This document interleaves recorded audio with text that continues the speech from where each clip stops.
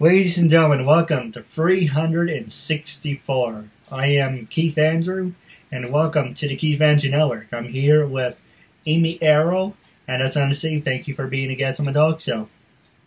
I'm so pleased to be here. It's a very unique opportunity for me, so thank you. Yeah, the honor is all mine. You know, for people who want to know what the talk show is about, the whole point of my talk show is to show people that even with having a learning disability, I can still amount to something. And at the same time, I'm able to turn myself into an example for people out there dealing with any types of learning disabilities and disabilities. But you should never give up. You should prove to people you can still amount to something. That labels do not dictate who you are and who you're going to be. And you should prove to them you can still amount to something. Hashtag break the labels. So that being said, half hour, 40 minutes of your time. Say anything if you want to. Freedom of speech. Well, I hope you do say something. But, freedom of speech. I haven't done this as a way, so I'm really rusty. Freedom of speech, freedom of self-expression, support the current. That's I haven't done this as a way, so I'm really rusty. And when I don't do my interviews, my learning disability shows more. Hence, that's the point of the show, but, I like to hide my disability. But with that being said, half hour, 45 minutes of your time. Starting off, what can you tell us about yourself? Well, I am an actress and a singer and dancer, and I also am way into making craft cocktails and things like that and cooking. So I kind of go between food and beverage and the entertainment industries. Of course, I started doing that. Originally, you always work in a restaurant when you're an actress. But then I kind of realized I had an affinity for it, and, I'd like to have my own place one day. So I work in both industries, and I learn as much as I can, and who knows how oh, that was really weird. Okay, well, we'll just launch into something completely different. That's really weird. Hey, anything can happen live. Okay, so I lost my mother a year ago to cancer, and on my phone over here, somehow she was trying to call me. I don't know. This is my mom's name, and it says call failed, and it's just really weird, and wow, okay then. Gonna cancel that. Well, that is so strange. It's not really strange, I do have that effect. Oh, yes, thank you. You were channeling my mother from beyond the grave. But yeah, it was a year anniversary on Tuesday, so, definitely been a little choked up about it. And wow. Well, how about that for a way to start? Because, yeah, that's a subject. Yeah, no, I miss my mother very much. I'm an adopted child, so my parents are especially important to me because they gave me a really wonderful, safe home. And I also recently believe that I found my biological father, and I also believe that he's deceased. So it's interesting to sort of know someone but not know them, and to see yourself in them, but still not really get to know them. So it's been an interesting family week. That's all I can say. But I do have a really wonderful family, so I feel very blessed in that. And I wonder for you too. You must have a great family too, because you have been encouraged to, to follow your own path as well. I mean, here you are. Yeah, well, hey, we all have, it's never perfect. How's that? There's no such thing as a perfect family. Exactly. A perfect family is one that stays together. The fact that we support each other through the good times and bad, right? Hey, you help me, I help you. Yeah, exactly. But wow, that was really strange. It says missed call from my mom. Like, that is just weird, right? That's just one of those weird things that happens. Well, it sounds like you're really on the subject, so it might as well jump around. So, with that being said, I was going to save this for the end, but screw it. Anything can happen alive. First thing I'm going to ask you is, do you believe in life after death? And are you a fan of John Edwards? Oh, I sort of know who John Edwards is. Not the guy I do who believe had him. an affair the guy from the psychic. Yes. I don't know John Edwards well enough to say if I'm a fan of him. I do believe in life after death, and I honestly, I do think I believe in reincarnation, or the idea that we come back more than once and that we're constantly improving our souls each time that we have a pass on Earth. I feel way too many things in my life that are not of this life. Like I feel like past life experiences or meeting people that you just know even though you've never met them, or experiences like, why am I experiencing this? This doesn't reflect what's actually going on in my life. And sometimes you attract things, I think, from your past life experiences. I did an exercise once with a therapist of mine, and she asked me to imagine before I was born. And it was the weirdest thing because I immediately started convulsing and was just I felt like I got murdered. I felt like someone was stabbing me or shooting me through the back. It was a very intense pain through my chest and my back. And I've always had some chronic issues with that kind of pain there. And so it was really weird. It was I felt like I got murdered and that I had been betrayed, because it wasn't oh, I'm in war and I got murdered or something. It was more how could you kind of feeling, It was really intense. It was so intense. It was this really intense, crazy pain. And then it got really quiet. And in my mind, I just went to this really quiet place, like I had gone into the cosmos or something. And then I saw myself running and jumping off a cliff. And when I jumped off the cliff, I just burst out laughing hysterically. And then I imagined my father impregnating my mother and I kept saying, gotcha, gotcha, And it was just the weirdest experience, but it really seemed to kind of make me feel open to the idea that maybe our souls go on and on and on, and we perfect our souls as we go. We learn about ourselves, we learn, and we affect other people, and that we do travel with different sets of souls. We do have soulmates. I mean, soulmates are not necessarily romantic all the time. Soulmates can be people that you've traveled with before in the cosmos. And then the idea to me, heaven to me, is when your soul goes back into the light, you just become a part of the light again, and you do reconnect with people that you've known here on Earth. And that's your family too. Your family is maybe much larger than your physical family on Earth, So, well, like you said, energy cannot be destroyed. It can only be transparent or transformed into something else. Or something like that. I just know you can't destroy it. Who said that to me recently? Someone said that to me very recently, that same idea. So what is John Edwards? What is he about? Because I don't really know. I mean, again, I'm aware of him, but I don't really know what his beliefs are. Okay, so basically, John Edwards has a gift, and I would love to have him on the show, work on progress. Basically, spirits would come to him. And a lot of people would debate, he's real, he's fake. And, sometimes, it's funny because my dad works in a religious school. And when he's like, oh, I'm going to see John Edwards. And it's funny because you hear from a rabbi or you hear from a priest, oh, he's the real deal. I believe in him. But, basically, people would say I died and I wanted to contact you, I would go to him and I would use him to contact you. Basically, spirits would go to that person and he would be that open door thing. Interesting. So he's like a medium or a channel kind of psychic. Yes. Yeah. So you brought up an interesting point too. In a religious situation, if a rabbi or a priest or a preacher says that they spoke to a spirit or spoke to God, then it's accepted. But if it's someone who's not associated with a religion, then it's like, oh, that guy's a quack. Yeah. Oh, he's a cult. Oh, so it's very interesting to point that out, so that people can have spiritual gifts even if they are not associated with a particular religion, or if they're associated with a religion that you don't believe in, because that's the other side of it. They could be Hindu or something, and you're like, oh, no. So I think it's just, something to point out that we can be open to people having those gifts and that they don't need to be affiliated with a particular religion.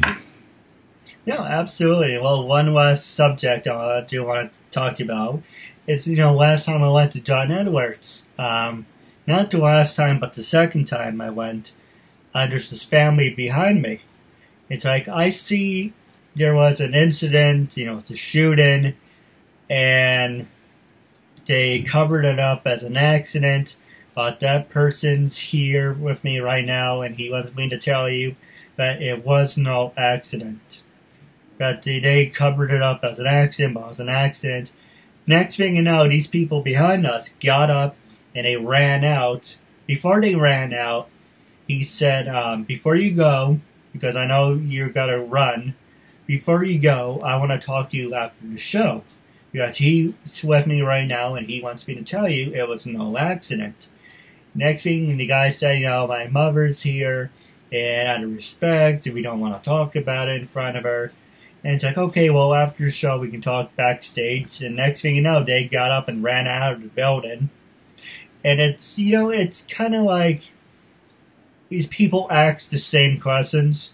Did someone die from cancer? Did someone die from a heart attack? There's similarities of questions you got to ask over and over, and eventually you got to hit it on the head. But I do think John Edwards is the real deal, and it's kind of funny that your phone should ironically ring of your mother who passed away. Not saying that's funny or anything in a kind of way, but I just think it's ironic that that would happen. What are the odds of saying you're doing an interview and all of a sudden your phone rings?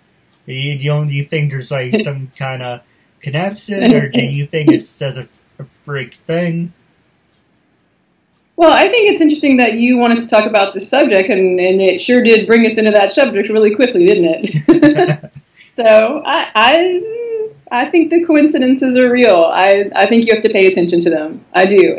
Like you said, if it's about energy, you already had this energy in your mind, and you don't know that I had my mother's energy in my mind. But of course, because I've really been thinking about her a lot recently, especially, and then also sometimes I don't let myself feel it, because, if you let yourself feel it all the time, you'll just be a mess all the time, So today was a day earlier where I was letting myself feel it and letting myself really think about her. So it's, some people say there are no coincidences.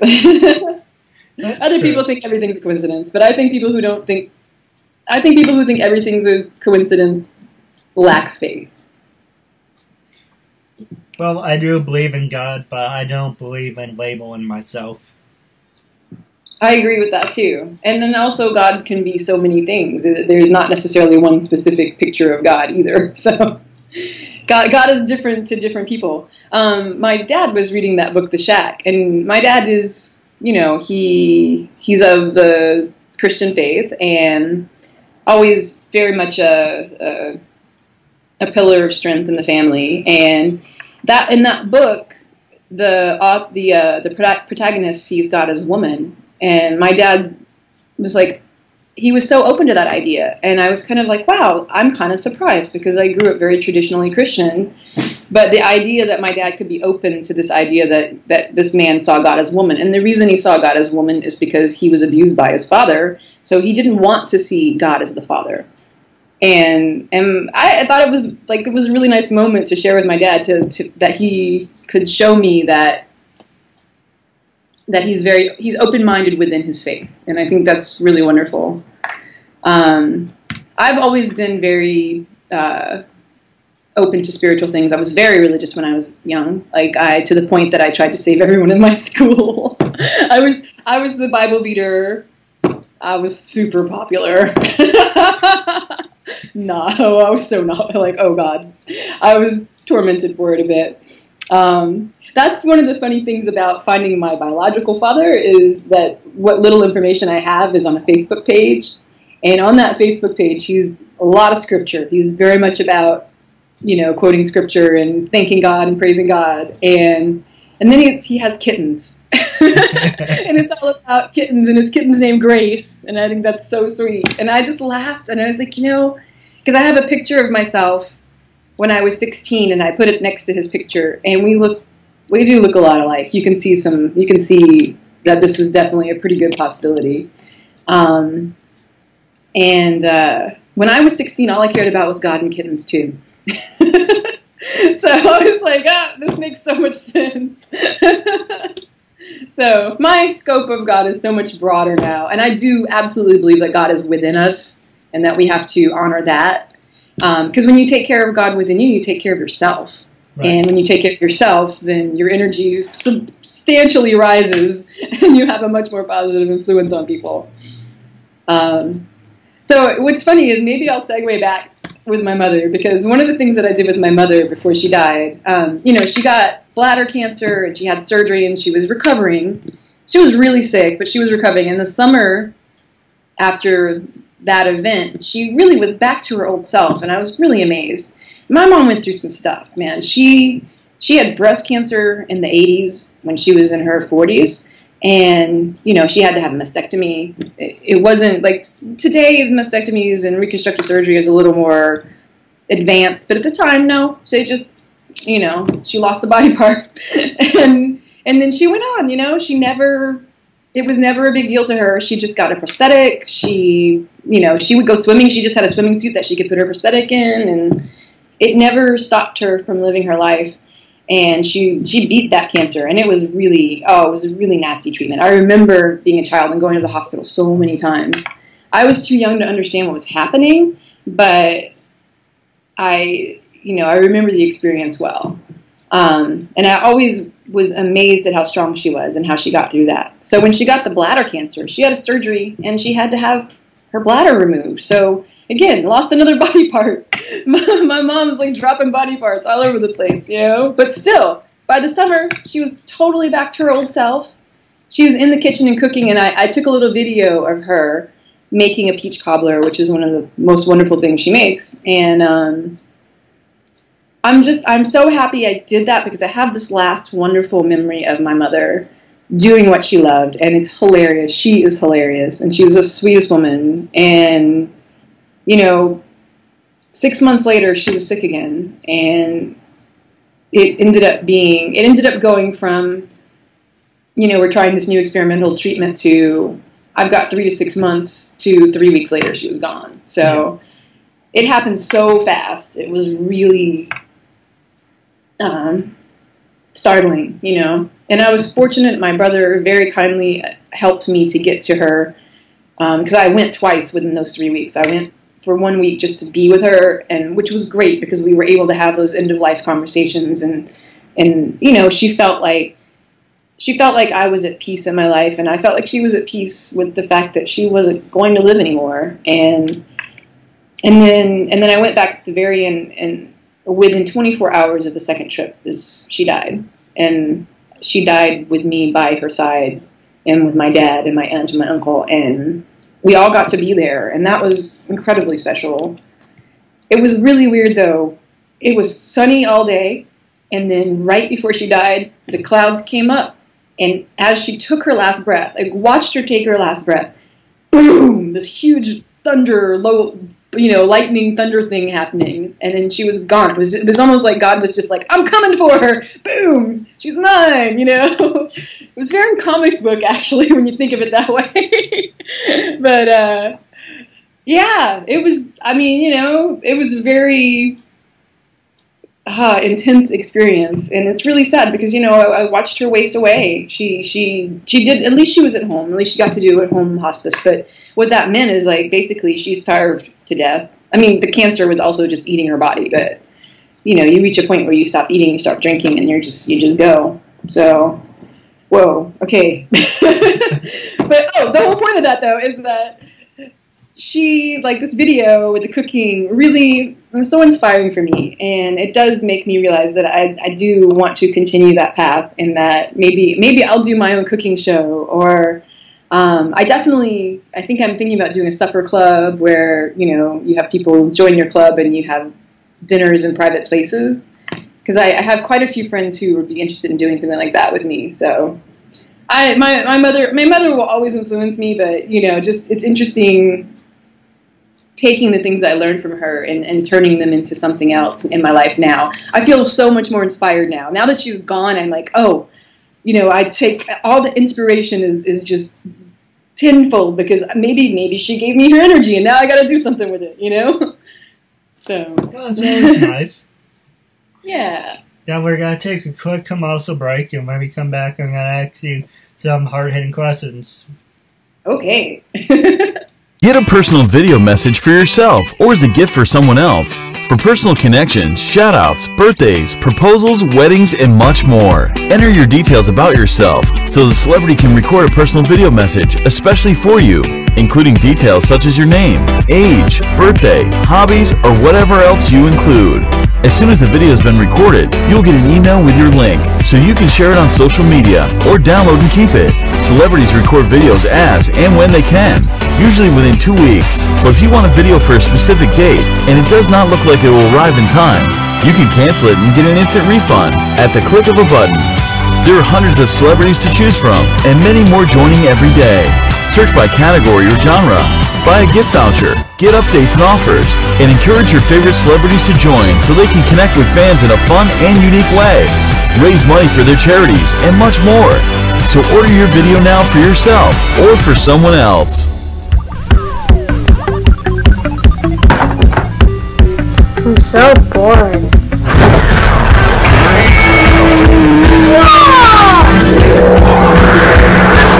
Want to see something really cool?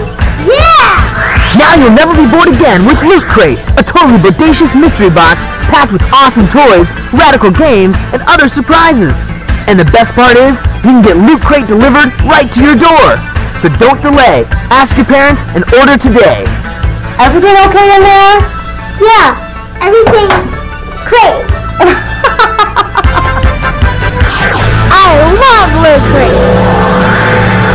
Ladies and gentlemen, welcome back to 364. I am your host, Keith Andrew. Along here is a good friend of mine, Amy Arrow. I just want to say thank you for sticking with us. And now, for people who want to know what my talk show is about, whole point of my talk show, like you heard for all 4 seasons, the whole point of my show is to show people that even with having a learning disability, I can still amount to something. And at the same time, I'm able to turn myself into an example for people out there dealing with any types of learning disabilities and disabilities. But you just prove to people you can still amount to something. Labels do not dictate who you are and who you're going to be. And to prove to them, you can break the labels. With that being said, with the last 18 minutes left of your show, I'm going to pass it over to you. You can ask me anything you want, talk about anything you want. And this is your time, after all. Oh, thank you, Andrew. Oh, wait, I called you Andrew. You're Keith. Keith Andrew. Sorry. Why did I do that? Okay. No, Mike, because I was thinking about the question. That's why. I was asking you, what inspired you? I mean, I understand the point of your show, but, like, that first show, what did you see someone else's show and be like, hey, I want to do that? Or was it just someone challenged you to do it? Like, how did you come about to do your first show? And then how did it feel? Like, how did it go? I haven't seen your first show, so I haven't seen it from the beginning. All right, well, he thinks I'm an ass kisser, but maybe it's true. I use my brother for an inspiration. So I basically watch what he does, and I try to mirror everything he does. So basically, he's a 10 and I'm a 4. So whatever I do is always 2 steps backwards. I'll give you a perfect example. Every time I try to do something, I do a great deed. It's a wonderful day. I guarantee you the next day I'm going to screw something up. Or something's going to happen. Because I have that, I would say, not a gift, but I always have that. I'm always consider myself a yin-yang. I'm up and down, left and right. So when I have a really good day, I'm always got to screw it up and then got to have a shitty day. And I don't do things to bring on myself. Sometimes I do. But sometimes it's just my mannerisms because I rub people the wrong way. And I don't say, hey, I'm going to be an asshole today. Hee hee. I don't do that. I'm being myself, and I just rub people the wrong way. That's why I don't always get along with certain people. And alright, some people would say I'm an ass kisser. But how my show really started is back in 2004. I joined the audio-visual department. Mm-hmm. And same thing, I used my brother for an inspiration. And I came up with the talk show. And I didn't take it seriously at the time. Because, it's high school. And, during those wink 4 years, everything is so important to you. Going to college, getting out of school, having high school friends, blah, blah, blah, blah. And that I just said, okay, maybe eventually this would work for me. Mm-hmm. So I came up with the talk show, and I got sick at working in retail. I worked in retail for a couple of years. So basically, I met this girl. She flirted with me. It brought out my panic attacks and my disability more. I got sick of it. Took me a whole year to recover. So all this is in my book that I'm working on. Just giving you the highlights. Okay. And basically after Hurricane Sandy, I was like, I don't want to do this anymore. I don't want to work in retail. I don't want to be miserable. I use certain people as an inspiration. And I'm like, well, I call it my boomerang. You throw the boomerang. And you say, I don't have to do this because I'm handicapped. I don't have to do that because I'm retarded. I don't need to do these necessary things because I'm not going to benefit from it. But at the same time as the boomerang's coming back, you got to be whacked upside the head because you're setting yourself up for failure. Mm-hmm. So, with the fact I can't go to college, I have poor people skills, I have no college degree, poor people skills, can't hold down a job, I piss people off, sometimes deliberately, but sometimes I just rub people the wrong way. And I'm having a hard time seeing that right now, though. You don't seem that way at all, but that's okay. You go ahead. I do put a good face on. It's working. I appreciate it. And basically I'm saying there has to be something that I'm going to be good at. Well, I do suffer from depression, social anxiety, and panic attacks. Why not do a talk show? Why not turn a weakness into a strength? So don't ask me why, and I keep repeating myself over the episode. Don't ask me why. Yeah, that should be my ringtone, or my catchphrase. Don't ask me why. Don't ask me why, don't ask me why. But basically, I'm trying to say it without a straight face, because now I can't say it without a straight face. Don't ask me why, because I did 72 phone interviews. I interviewed people from Mighty Morphin Power Rangers, from Dragon Ball Z, from X-Men, and it was all phone conversations. And I was still having panic attacks, and I was like, if I was talking to you two on the phone, I don't like talking on the phone because it feels like I'm talking to myself. So basically, when I was doing the interviews, I was still, having a panic attack. I was still feeling anxious. I was still dry heaving because, I was still recovering. I was like, people said to me, you have this great format. Why aren't you as big or bigger than you portray yourself to be? Why don't you have sponsors? Why don't you have people helping you? And I said, that's great and everything. Would you like to help me? They said, no, if you can't do it. It's like, no, if you can't do it yourself and it's not meant to be. And I hung up. It's like, yeah, thanks a lot, asshole. And so basically, and this one guy said to me, do your show over, do it differently. And thanks to you, and I made another mistake because I was taking people at the words. So basically now I do the permission forms. So basically after making 2 big mistakes, did it over for a 3rd time, and now I'm doing the show the right way, signing the permission forms, not taking people at their word. Just basically showing people with a disability I can still amount to something. And thanks to you, we're up to 364. And I'm just saying, yes, I am classified as handicapped, mentally challenged, retarded, whatever labels, but that's not going to dictate who I am and who I'm going to be for the rest of my life. And with that being said, it's just, I don't know, I don't do my interviews as a way, so I'm really building up a hesitation. So I'm just like having a mental block. And it's just basically I'm showing you, hey, this kid never went to college, he doesn't have a BA, he doesn't have a master's, but look at what he has accomplished. 300 and plus interviews, actors, actresses, models, CEOs, professional wrestlers, big name stars. Awesome. And I noticed your intro with the wrestling belts is pretty great, I have to say. No, I watched the beginning of some of the other episodes just to get an idea. And the reason for the wrestling belt, it's when I got my show, and after this part I will shut up and I will pass the show back to you. Oh, it's okay. The reason for the wrestling belt is when I first got up to 300, I wanted a trophy. I wanted something to commemorate the 3 years that really meant a lot to me. So I could have gotten one of these. I could have had a cat trophy for season 2. So I said, screw it. I'm a wrestling fan. Why not create a wrestling belt?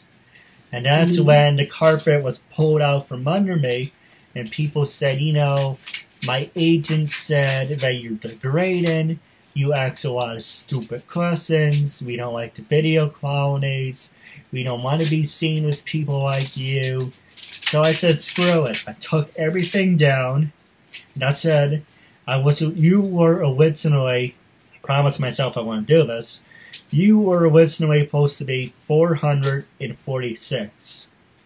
But because people kept making idle threats to me, we're going to sue you, we're going to do this, we're going to do that, we don't want to be seen with you. So I said, fuck it. Took everything down.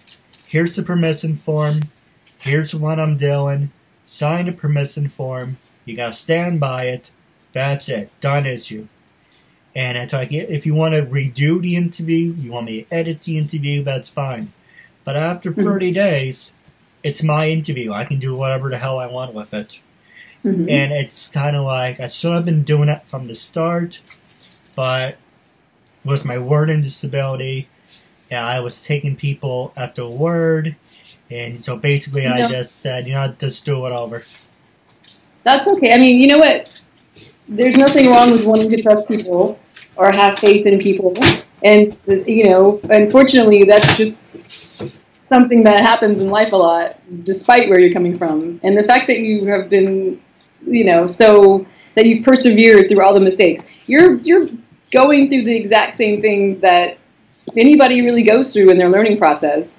What's important about you, though, is that you're open to learning, and you're open to, someone can say you have a learning disability, but you're still learning. You've learned as much or more than I've learned, and you're probably a lot younger than me.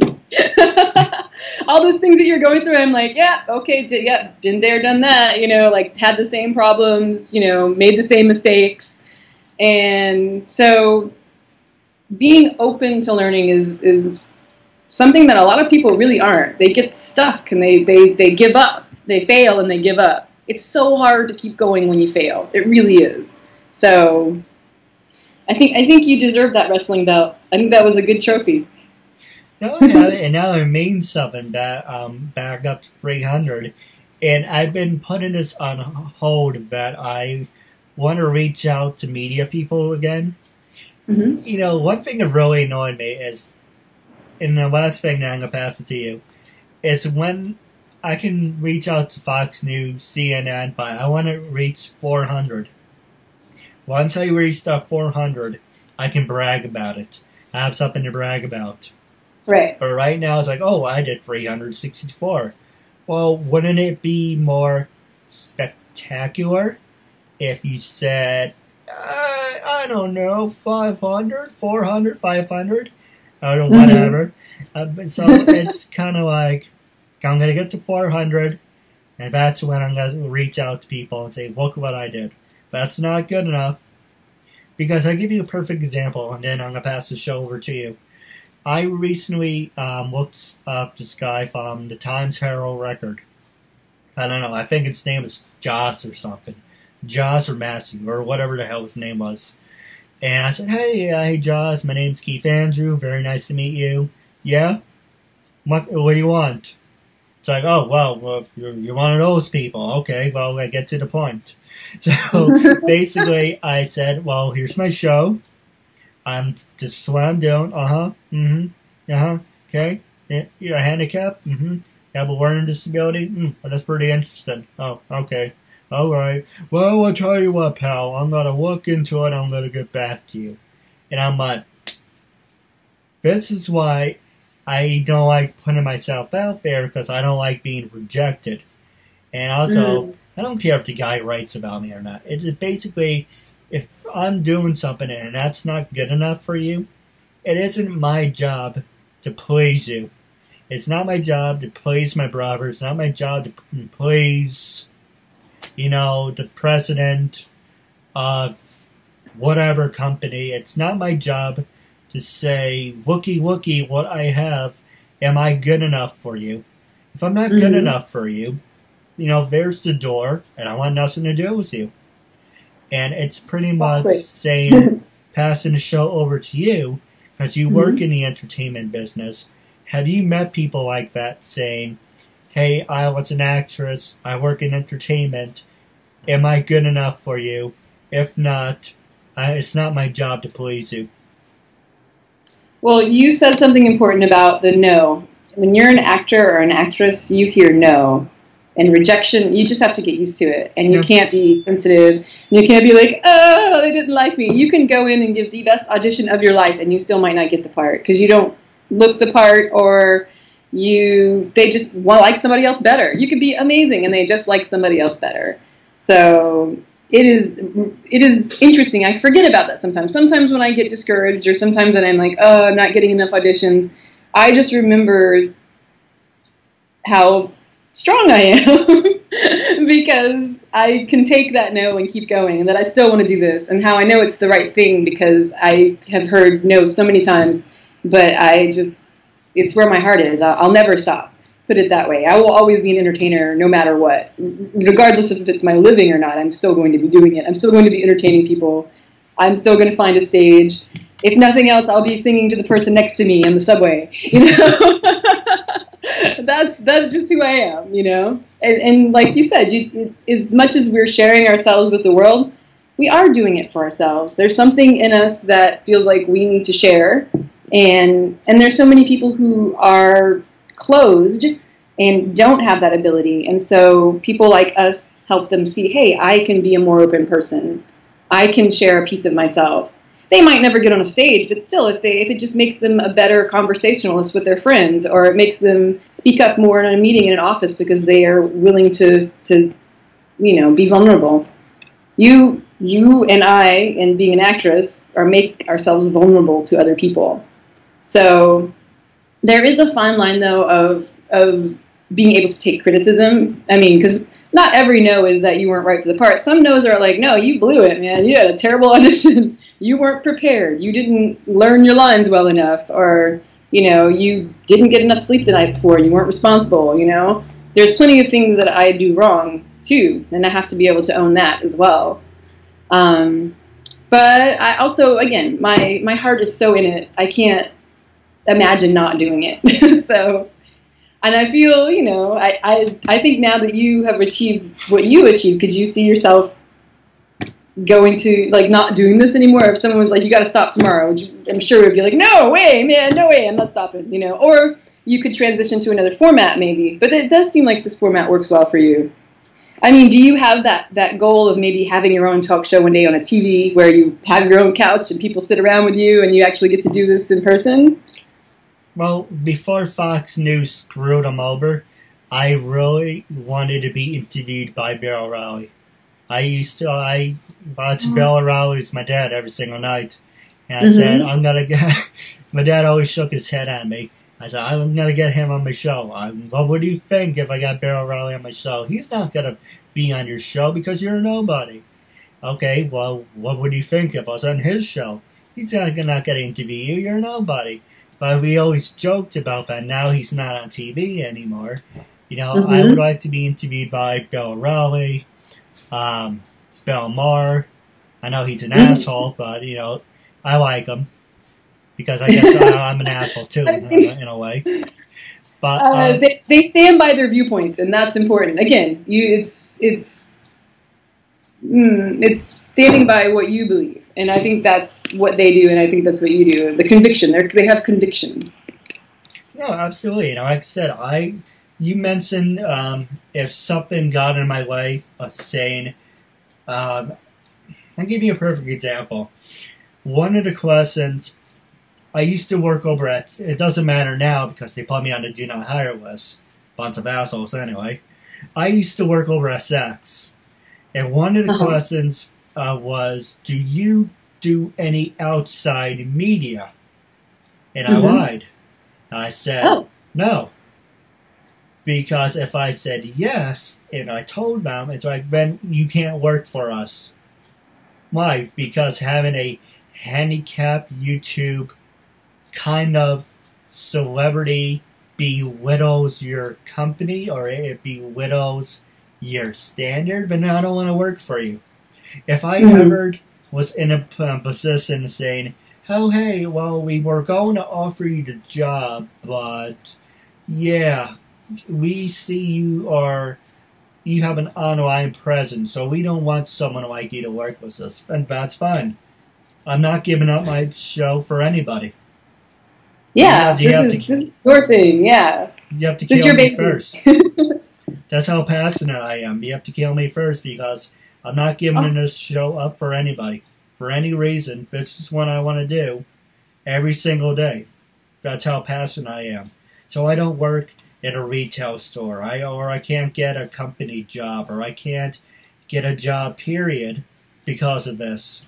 You know, I don't care. It just makes me happy. It's the only thing that makes me happy. And it's not my job to please anybody. If that makes any sense. Yeah, it totally makes sense. I think you're doing a wonderful job of your job. Now, was that being said, I'm really enjoying talking to you, and I think it's great that you have so many subjects in mind, and you know, it's a good experience for me as well. I'm very much enjoying this. Oh, absolutely. Now I'm going to pass the show over to you. We're wrapping up. Was there anything you wanted to promote? Are you on social media? Was there anything else you wanted to plug? This is your time, after all. Okay. Well, social media, I do have a website, and it's my name, amyarrow.com. And then I'm on Instagram at AAARROW. I couldn't get Amy Arrow, so I've got AAARROW. That's my Instagram. Oh, man. We didn't really get to talk about this, but there's another part of me. Well, we'll talk a little bit about it.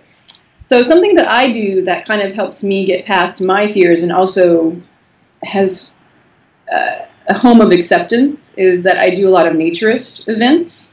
Are you familiar with what I mean by that? Naturist nudism, like nudist resorts, that kind of thing. We basically just all hang out naked. And usually I'm performing, like doing singing or doing acting. We do improv. We do karaoke. So nudist. Yeah, basically nudist. Yeah. So yeah. And there's this kind of wonderful thing happening where we're putting on shows, and basically all the performers are nude, and the audience is also nude, and everyone just hangs out. And that's one way of putting it. I didn't even think about that. That's a good one.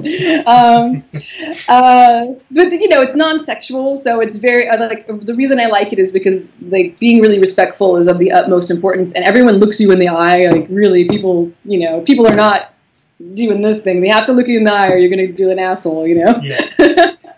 and then also, if someone is inappropriate, we ask them to leave. So. Yeah. It's a very interesting group, and it's something that is helping me to learn a lot about myself. And wow, I feel that's another thing about being an actress in Hollywood. You can get really caught up in the whole body image game. And the thing is, it takes all types. I mean, you watch TV, especially now, I feel like casting is more realistic than ever, that they're trying to cast people who actually look like what they're supposed to look like. Not everybody is going to be a slender, attractive person, because that's not real life, So it's been wonderful for that. Like, I no longer look in the mirror and go like, oh, I need to lose weight, I look in the mirror, I'm like, ooh, I look pretty good naked, that's, and then, and it makes it so much easier to be photographed, and because now I feel good about myself, and it's kind of amazing. So, I don't have any upcoming shows right now, but I do have a website, and I will be posting shows there, because I think I may be starting my own online video blog thing that will involve this naturist topic, so, and probably some cooking. It'll be like a naked cooking show, singing, dancing, we'll see. And it might not all be naked too, but I'm just going to include all the things that I love into one show is my intention. So, yeah, that's what's next for me. Well, I do have a couple questions for you off the air about wrapping up, how I always wrap up all my interviews. I'm a big fan of Bella Raleigh. So, going on the record, when I first approached you to be a guest on my talk show, what was your first reaction? And after being interviewed, how do you feel now? Oh, my reaction was more as curiosity, because I didn't really know who you are, but I was also flattered. I was like, oh, you want to interview me? Okay. And I like what you're doing. I love that you're being an example for disabled people. I know all kinds of people in my life, so I'm especially impressed with those who are interested in overcoming whatever, whatever some people consider weakness, you have turned it into a strength. Right. So I think it's wonderful. And also, I noticed that you were friends with a dear friend of mine, Rena. And I'm not sure did you interview Rena Hoshino? You might have. She does a lot of character voices and anime. If you haven't interviewed her, you should interview her, because she's pretty amazing. Hey, you put a good word in for me. I really appreciate it. Yeah, well, but because I saw that you were Facebook friends with her, I was like, I value her that much that I was like, well, he's got to be a good guy if he's friends with her. So, well, while on the subject of my Facebook page, I have two Facebook pages. My main one, and I have my throwaway page. My throwaway page is where I just randomly add people that I like or that I take an interest in. So that's where the pages are. And then I look at the pages who you're friends with and say, oh, well, you're friends with this person, and I really like this person. So it's basically, I use it for my networking, because I used to use LinkedIn, and they got crazy because I used to add someone and remove them and add them and remove them. So they said I was a spammer. So I just use Facebook. It's like, okay, now I look up what the person does, and now I add them for my throwaway page. And once I do the interview, I can then add them to my real page, if that makes any sense. Yes, that makes sense. It's sort of a vetting process as well, it sounds like. Right. So, but the question about after is, I'm really glad that we did this. I'm really happy to meet you. You, again, very inspiring. I'm sure you hear that a lot, but you should hear it a lot. So, appreciate it. Yeah. I do have a couple questions for you off the air, but wrapping up our interview segment, it was a real honor and privilege having you as a guest, and I'm looking forward to part 2 down the road. All right. Thank you so much.